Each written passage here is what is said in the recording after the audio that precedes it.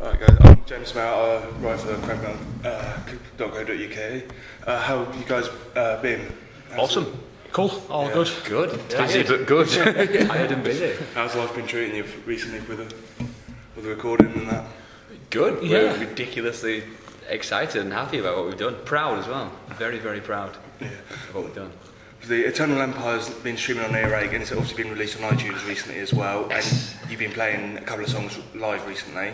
How's the reaction been for that? Has it all been quite positive? Or? Surprisingly positive. Yeah, really well. When we played Download a couple of weeks ago, Eternal Empire had been out about a week. So we thought, oh yeah, people are going to know this one, but we threw another one in, which nobody heard before. And halfway through the song I looked out, I thought, did I like it? But then after we finished playing it, we were like, bleh. So it was like, cool. It's more of a headbanger, the other one, and it's not as ridiculously fast, a crazy one. So we were kind of, I was kind of personally worried that, what are people going to think of this one because it's not ridiculous. It's more of a song. But yeah, it was amazing. It went down as well as the other stuff, which is very surprising. Yeah. This is going to be the first album you've written with Joel here. Has that affected the songwriting process at all? Definitely. I think so. Not. No, it has in the respect that Mike was very hands-on at writing the fast, aggressive, dirty riffs. He'd always come to rehearsal with like an evil bass line and be like, yeah, cool, try this out. And then we go, no. Joel kind of takes a bit more of a laid-back approach to stuff. He's kind of very malleable.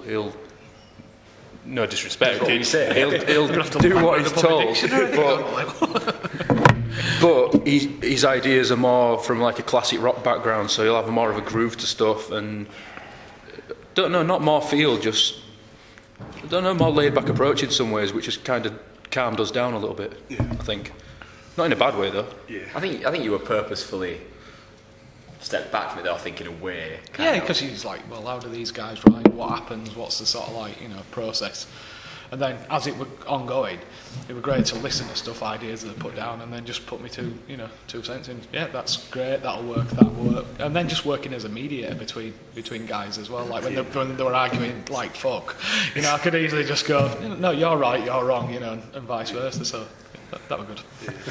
So, how did the writing process start for this album? As usual, All's brain tank got working. His little pod machine thing. I'll just throw his ideas out. All's very, very quick with stuff like that. He comes with ridiculous stuff, and then he needs us to sift through it and just go shit.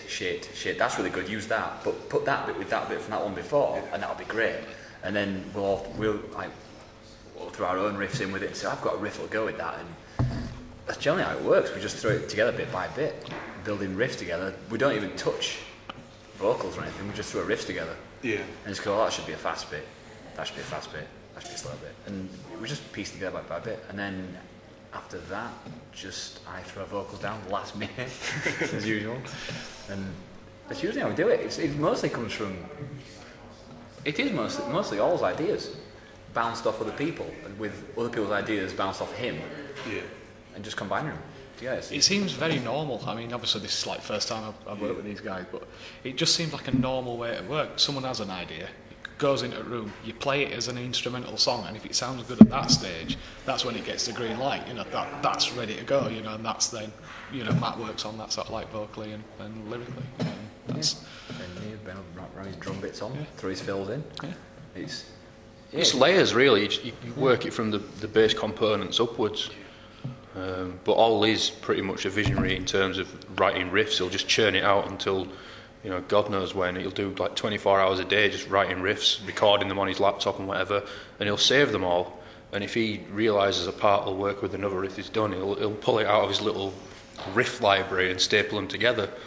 Yeah. But it's a democracy, it's pretty much a four-way split in terms of what goes where and who has final say. We all work together on it. And a lot of arguing. I often say we argue songs into existence instead of writing them, because it feels like we do sometimes, especially me. I'm quite argumentative with all, because we're brothers. Yeah. So we tend to clash quite a lot in that if I think something that would sound good and you just, we're both quite stubborn people. So we kind of argue quite a lot over riffs and what should go where, and it works out for the best though. The weird thing is that the arguing, it always does work out for the best because you do get the best from people. Yeah. compromise can be sometimes a good thing. It's sometimes a weakener is compromise, I think. And you know, if you're really passionate about something, then go for it. But sometimes you need to step back, and we both realise sometimes you need to step back and just say, actually, right, that will work there. Let it go.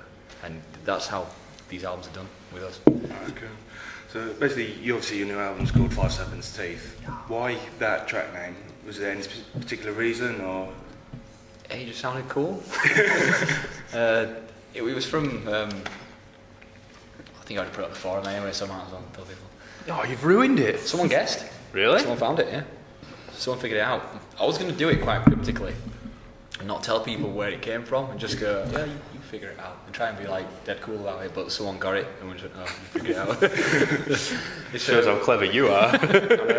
On Nations there was a song called Now Demolition, and it was based on a book called The Demolished Man, which I love. It's my favourite book. Hello, Talita. Hello, ignore me. Easy. And in that there's a phrase that goes along with that. It's something about, and it's an awesome book. If you get a chance to read it, do. But there's a line there that just mentions 5 Serpents' Teeth, and I won't give away what. No, fuck you, I'm not going to give it away. It's from that book, but what it actually means is something different. It's nothing to do with actual serpents or snakes. It's nothing to do with that at all. So it's pretty cool. And also, when I was writing the song for the actual title track, is no, I'm not giving you that either. Could he be any more vague? You didn't answer 5 minutes of my show. I'm not telling you. It comes from that book. It comes from Demolished Man, which is, it's connected to Nations. But I kind of, with this album, I really want to let people hear it and read it for themselves, and let it come to them naturally, or whatever they read into it, and do it that way. Because with last time with Nations, I remember doing videos for Nations explaining what each song was about. So it's just like, oh, there you go, that's what the album's about. Oh, great. So I kind of want people to find it for themselves and make their own way through it this time, and just go, oh, that could be about Nazis or whatever. I don't know. It could. Not Nazis. But I want to do that this time and be a bit more. Just let other people decide, make their own minds about it this time. So, sorry, ruined your question. Sorry. Yeah, you've ruined the next one as well, actually. Oh, shit. No, go on. What is it? It's basically, you mentioned when announcing the album on YouTube, some of the concepts were based on some of the dreams you'd had. Yes. Did you want to elaborate on any of them, or, as you said, is it going to be more figuring out for yourselves? I think it'll be more fun, actually, if people can try and decide what's a song based on a dream. Obviously, the ones that have the word dreams in it kind of give it away, but because the word dream does mention quite a lot in the songs. No, I think it'd be quite fun for you to figure out what could be a dream and what that dream could be about. Yeah, so obviously when writing, obviously you said that Ollie comes up with quite a lot of guitar parts to begin with. Do you tend to bring lyrical ideas to start with as well, and then write a song around them, or is it mainly Ollie with guitars? Yeah, we've never started with vocals. The only time we've done one song, the new one, that started with the vocal, and that was Long Live New Flesh. So that's the one that I wrote. Most of it, I argued out people and we played it. Skip over that. It started with I had the idea for just the chorus line for it, and I just played the riff to it. Oh, that fits with the words, cool. And that's the only time that's happened with writing vocals. Everything else we've always just gone, you've got this set riff, it goes here, that note changes there, what could I sing to that? And that's the only way we've ever done it. So it's been vocals last, always. Yeah. What were your main influences when writing this album? A lot of Lovecraft, actually. A lot of H.P. Lovecraft. Because All's got the Necronomicon book, and he lent me that, and I was just reading it, just going, this is amazing. And all the ideas, just the way that written words can just fire images into your head, and even with like a string of 5 words, you can imagine the coolest things in your head, and I just love that, and that inspired me to do that, because some of the stuff, I just want a good imagery in the lyrics, and a lot of it's come from the Lovecraft stuff, I think, this time. Oh, that's good. Yeah, so it's mostly that, but I think there's a few of them that are just, like say, from dreams. They're just trying to think of the best way to put dreams into words. Yeah.